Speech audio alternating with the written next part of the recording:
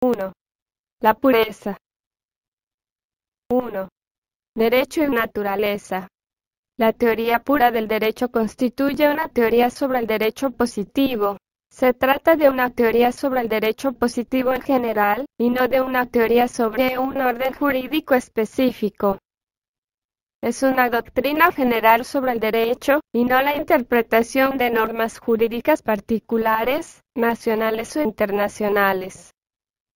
Ofrece, sin embargo, también una teoría de la interpretación. En cuanto teoría pretende, exclusiva y únicamente, distinguir su objeto. Intenta dar respuesta a la pregunta de qué sea el derecho, y cómo sea, pero no, en cambio, a la pregunta de cómo el derecho deba ser o deba ser hecho. Es ciencia jurídica, no, en cambio, política jurídica. Al caracterizarse como una doctrina pura con respecto del derecho, lo hace porque quiere obtener solamente un conocimiento orientado hacia el derecho, y poder desear y excluir de ese conocimiento lo que no pertenece al objeto precisamente determinado como jurídico. Vale decir, quiere liberar a la ciencia jurídica de todos los elementos que le son extraños. Este es su principio fundamental en cuanto al método. Pareciera tratarse de algo comprensible de suyo. Sin embargo, la consideración de la ciencia jurídica tradicional, tal como se ha desarrollado en el curso de los siglos XIX y XX, muestra claramente que lejos esa ciencia ha estado de satisfacer la exigencia de pureza.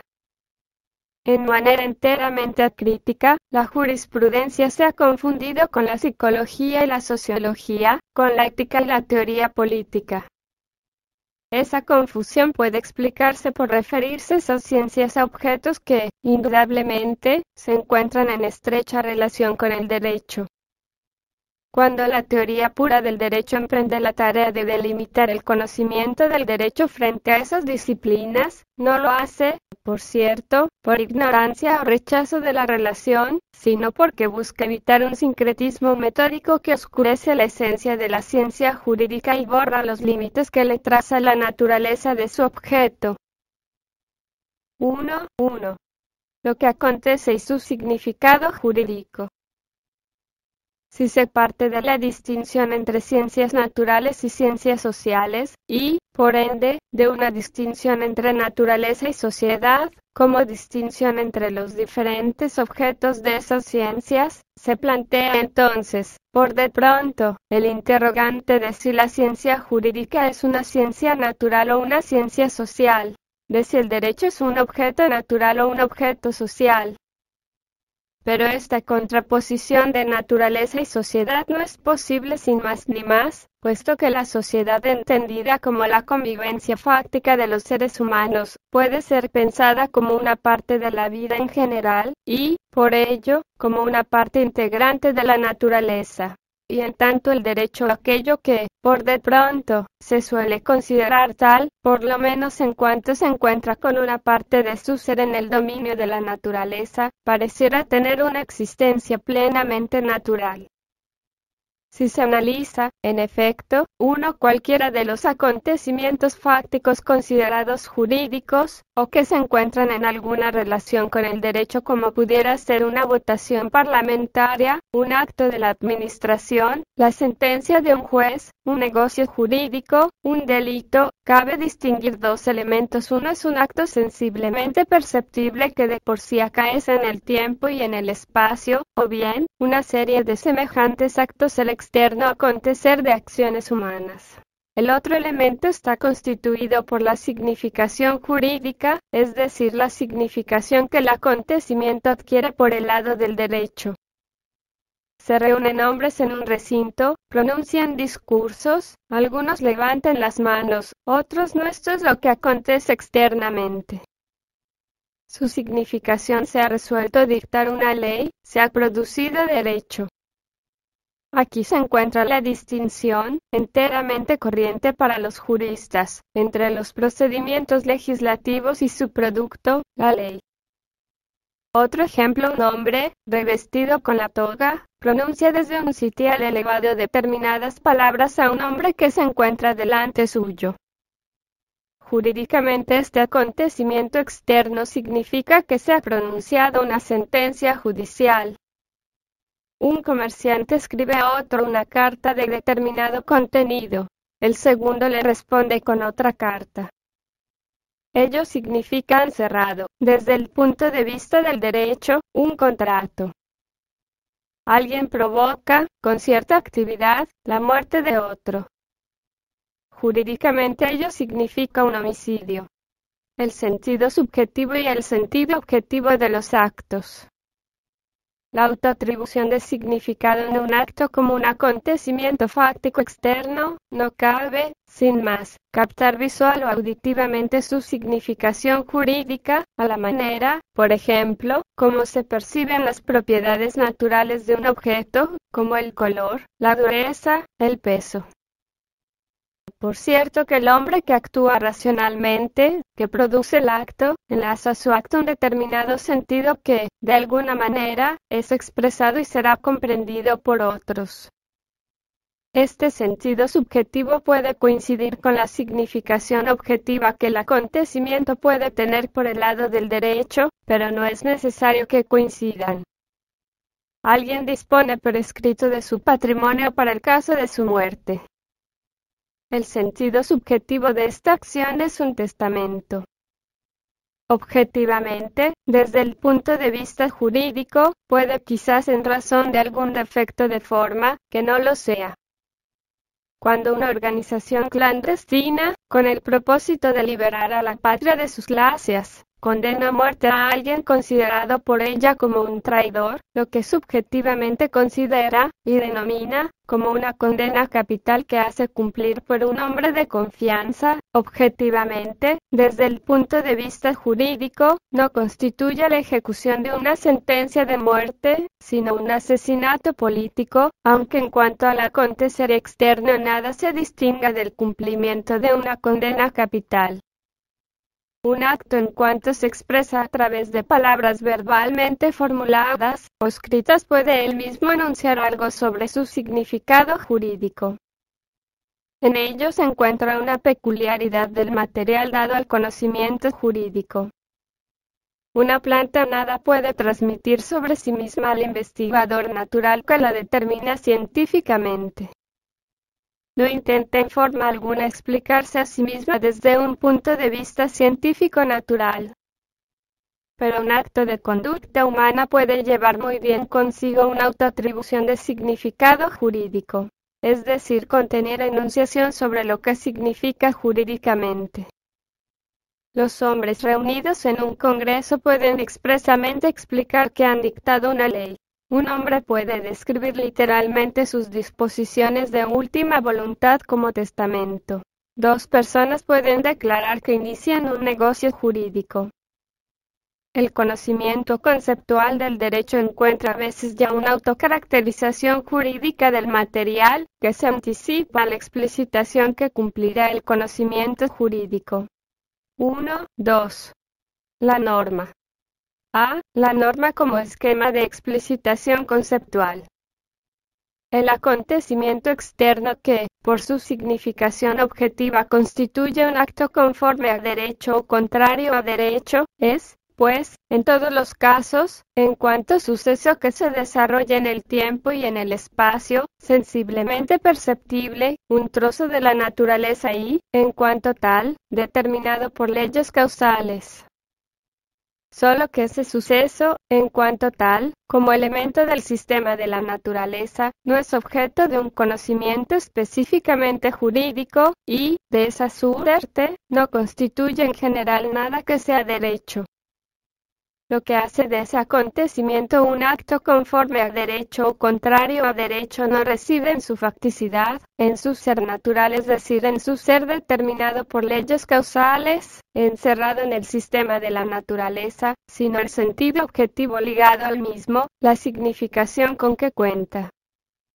El acontecimiento en cuestión logra su sentido específicamente jurídico, su significación propia en derecho, a través de una norma que se refiere a él con su contenido, que le otorga significación en derecho, de suerte que el acto puede ser explicitado según esa norma. La norma funciona como un esquema de explicitación. En otras palabras, el enunciado de que un acto de conducta humana situado en el tiempo y el espacio es un acto de derecho o un acto contrario a derecho es el resultado de una explicitación específica, a saber, una explicitación normativa.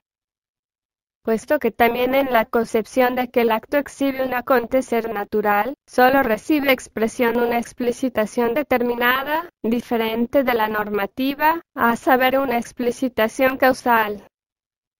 La norma, que otorga al acto el significado de un acto conforme a derecho o contrario a derecho, es ella misma producida mediante un acto de derecho que, por su lado, nuevamente recibe su significación jurídica de otra norma. Que un hecho sea la ejecución conforme al derecho de una sentencia de muerte, y no un homicidio, es una cualidad esta sensiblemente no perceptible que aparece solo a través de un proceso intelectual a partir de la confrontación con un código penal y el Código de Procedimientos Penales. Que el intercambio de cartas, antes referido, significa haber celebrado un contrato, proviene exclusiva y únicamente de que esa situación fáctica encaja en ciertas disposiciones del Código Civil. Que un documento, ya no solo por su sentido subjetivo, sino conforme a su sentido objetivo, sea un testamento válido, deriva de que satisface las condiciones bajo las cuales puede valer como testamento, conforme a las disposiciones de ese código. Que una reunión de personas sea un congreso y que el resultado de sus actividades constituya jurídicamente una ley obligatoria. Con otras palabras, que estos sucesos posean esa significación, expresa solo que el acontecimiento todo corresponde a las normas de la Constitución. Esto es que el contenido de un suceso fáctico coincide con el contenido de una norma tenida por válida. B. Norma y producción de normas. El conocimiento jurídico está dirigido, pues, hacia normas que poseen la característica de ser normas jurídicas, que otorgan a ciertos acontecimientos el carácter de actos conforme al derecho o contrario a derecho, puesto que el derecho, que constituye el objeto de ese conocimiento, es una ordenación normativa del comportamiento humano. Lo que significa es un sistema de normas que regulan el comportamiento humano. Con la palabra norma se alude a que algo deba ser o producirse, especialmente, a que un hombre deba comportarse de determinada manera. Este es el sentido que tienen ciertas acciones humanas dirigidas con intención hacia el comportamiento de otros. Están dirigidas con intención hacia el comportamiento de otros cuando, conforme a su sentido, proponen o ordenan ese comportamiento, pero también cuando lo permiten y, muy especialmente, cuando se le otorga el poder de establecer él mismo normas. Se trata en este sentido de actos volitivos. Cuando un hombre, a través de una acción cualquiera, exterioriza la voluntad de que otro hombre actúe en determinada manera cuando ordena, o permite o autoriza esa conducta, el sentido de su acción no puede ser descrito con el enunciado que afirma que el otro así actuará, sino solo con el enunciado de que el otro así debe actuar. Aquel que ordena o autoriza, quiere. Aquel que recibe la orden, o al que se da el permiso o la autorización, debe. En esto la palabra deber es utilizada aquí en un significado más extenso que el usual, conforme a los usos corrientes lingüísticos. Un debe solo tiene correspondencia con el ordenar algo. El está permitido, con una permisión. El puede, con una autorización.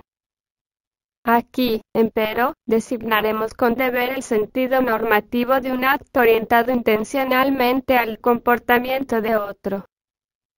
En el término deber está comprendido el estar permitido y el estar facultado, puesto que una norma puede no solo mandar algo, sino también permitirlo, y especialmente, autorizarlo.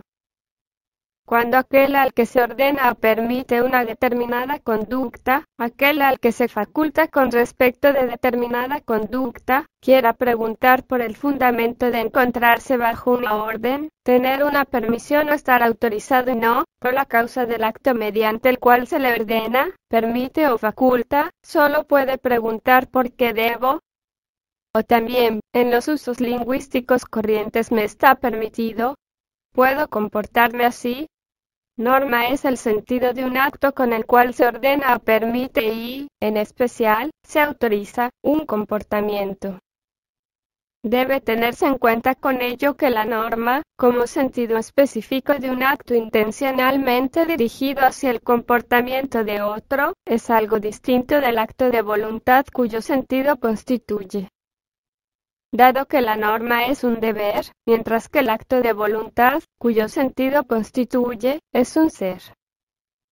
De ahí que la circunstancia de hecho que se presenta en el caso de un acto semejante, tendrá que ser descrita mediante el enunciado. Alguien quiere que otro se deba comportar de determinada manera.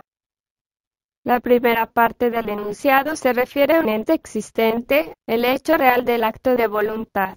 La segunda parte, a un deber, a la norma como sentido del acto. Por ello no corresponde, como muchas veces se afirma, sostener que el enunciado un individuo debe algo, no significa nada diferente de otro individuo quiere algo. Es decir, que la enunciación de un deber pudiera reducirse a la enunciación de que algo es. La distinción entre ser y deber no puede ser explicada más de cerca. Se encuentra inmediatamente dada a nuestra conciencia. Nadie puede negar que la afirmación de que algo es esto es, el enunciado con el cual se describe un hecho real, es esencialmente diferente del enunciado que dice que algo debe producirse, esto es del enunciado con el cual se describe una norma y que, en consecuencia, de que algo exista no puede seguirse que algo debe existir, de igual modo a que de que algo deba ser, no puede seguirse que algo sea. Este dualismo entre lo que es y lo debido no significa, con todo, que lo que es y lo debido se encuentren lado a lado sin relación alguna. Se sostiene que lo que es puede corresponder a lo debido. Vale decir, algo puede ser tal como debe ser. También se dice que lo debido está orientado hacia un ser, que algo debe ser. La expresión algo que es corresponde a un deber no es enteramente correcta, puesto que no es lo que corresponde a lo debido, sino aquello algo, que por un lado es, corresponde al algo que, por el otro lado, debe ser, lo cual metafóricamente, se designa como contenido de lo que es, o como contenido del deber.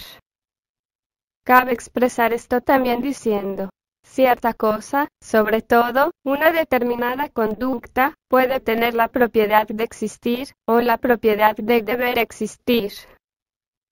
En ambas enunciaciones la puerta será cerrada, y la puerta deberá cerrarse. El hecho de cerrar la puerta una vez es afirmado como existente, como siendo, y la otra vez, como debido.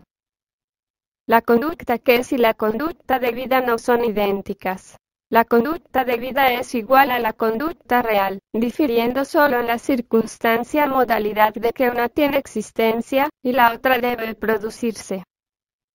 De ahí que corresponda distinguir el comportamiento estatuido como debido en una norma, del comportamiento fáctico correspondiente.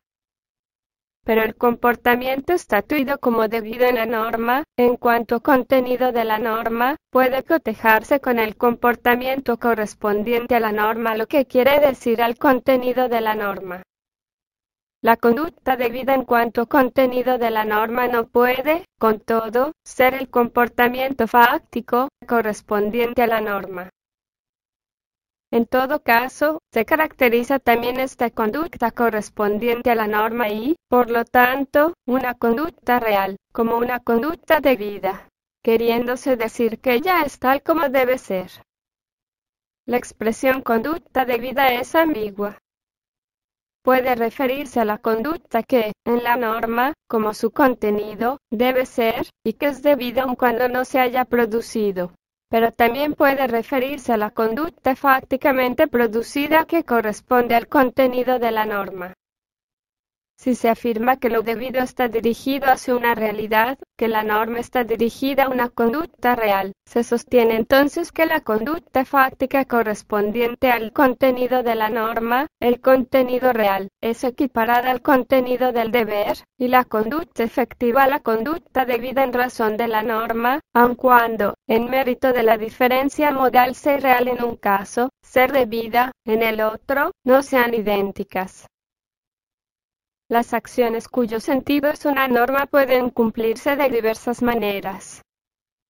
Mímicamente, el agente de tránsito ordena con un determinado movimiento de sus brazos que nos detengamos. Con otro movimiento, que debamos seguir adelante. Otros símbolos: una luz roja significa una orden para el conductor de un automóvil de detenerse. Una luz verde, que debe seguir circulando. A través de palabras, pronunciadas o escritas puede darse una orden recurriendo a la forma lingüística de un imperativo, por ejemplo calla, pero también utilizando una forma enunciativa: te ordeno que te calles.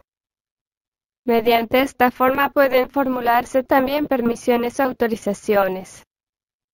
Se trata de enunciados sobre el acto cuyo sentido es una orden, un permiso, una autorización. Sin embargo, el sentido del enunciado no constituye una proposición sobre un hecho real, sino una norma que establece un deber, vale decir una orden, una permisión, una autorización. Una ley penal puede contener la proposición: el hurto será castigado con prisión. El sentido de esta oración no consiste, como su tenor literal pareciera mostrarlo, en enunciar algo sobre un acontecer fáctico, sino que es una norma, una orden o una autorización para que el hurto sea castigado con prisión. El proceso legislativo es una serie de acciones que, en su conjunto, tienen el sentido de normas. Cuando se afirma que mediante uno de los actos arriba mencionados, o a través de los actos del procedimiento legislativo, se produce o promulga una norma, se trata solamente de una expresión figurada para decir que el sentido o el significado del acto, o de los actos que constituyen el procedimiento legislativo, es una norma. Con todo, corresponde diferenciar el sentido subjetivo del objetivo. Debido es el sentido subjetivo de todo acto de voluntad de un hombre orientado intencionalmente hacia el comportamiento de otro. Solo que no todo acto posee también objetivamente ese sentido.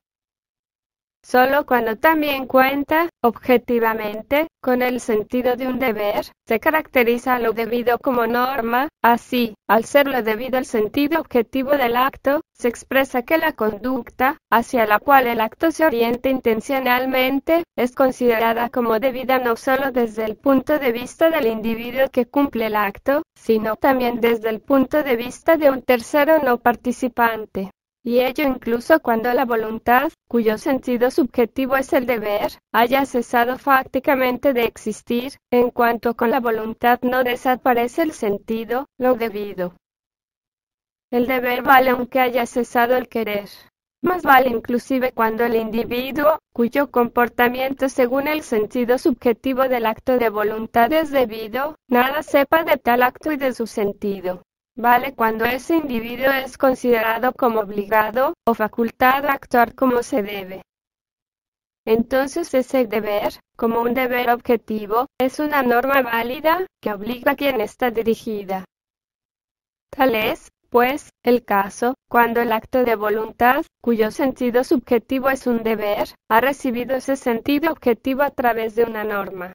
Cuando ese acto ha sido autorizado por una norma que, por ello, vale como una norma superior, la orden de un gángster, de entregarle cierta suma de dinero, tiene el mismo sentido subjetivo que la orden de un funcionario del fisco.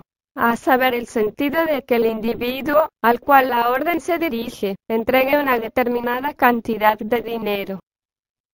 Pero solo la orden del funcionario fiscal, y no la orden del gángster, tiene el sentido de ser una norma válida que obligue al receptor.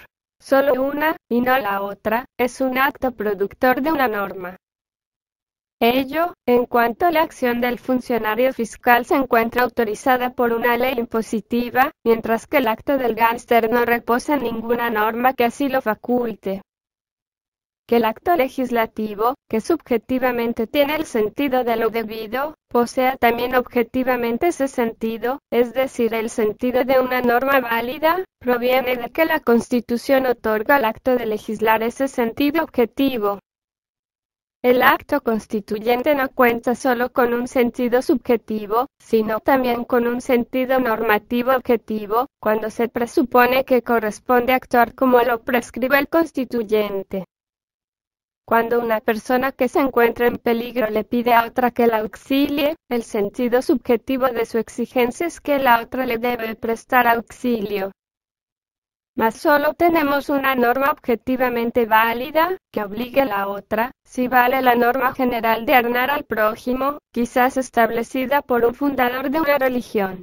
Y esa norma solo vale como objetivamente obligatoria si se admite que uno debe comportarse como el fundador de la religión lo ha ordenado.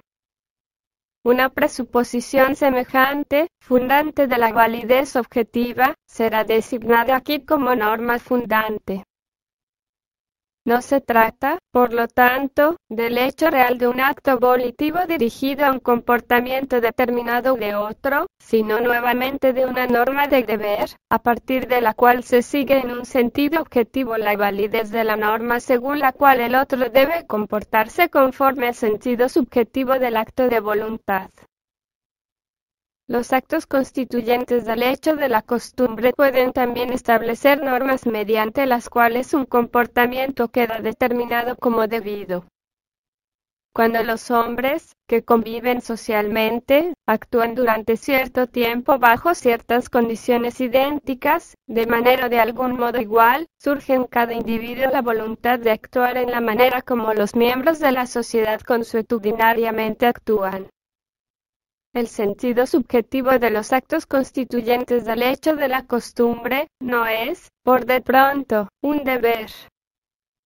Solo cuando tales actos se han sucedido durante cierto tiempo, aparece en cada individuo la representación de que debe actuarse como los miembros de la sociedad suelen hacerlo, y el querer que también los restantes miembros de la sociedad se deban comportar así. Si un miembro de la sociedad no actúa en la forma en que los otros miembros suelen hacerlo, su conducta es objeto de reproches por aquellos, puesto que no se conduce como ellos lo quieren. Así el hecho de la costumbre se convierte en una voluntad colectiva, cuyo sentido subjetivo es un deber. Como norma objetivamente válida solo puede ser entendido el sentido subjetivo de los actos constituyentes de la costumbre, cuando la costumbre es introducida por una norma superior como una circunstancia productora de normas. Dado que el hecho de la costumbre está constituido por actos de conducta humana, las normas producidas por la costumbre son establecidas por actos de conducta humana, y, de ese modo, de igual manera que las normas cuyo sentido subjetivo es ser actos legislativos, son también normas impuestas, es decir, normas positivas. La costumbre puede producir tanto normas morales, como normas jurídicas. Las normas jurídicas son producidas consuetudinariamente cuando la Constitución de la comunidad establece la costumbre y, ello, una costumbre especialmente caracterizada como un hecho productor de derecho. Finalmente corresponde advertir que una norma puede ser, no solo el sentido de un acto volitivo, sino también como contenido significativo contenido de un acto de pensar. Una norma puede no solo ser querida sino también meramente pensada sin ser querida. Entonces ya no es una norma impuesta, ya no es una norma positiva. Es decir, no es necesario que una norma sea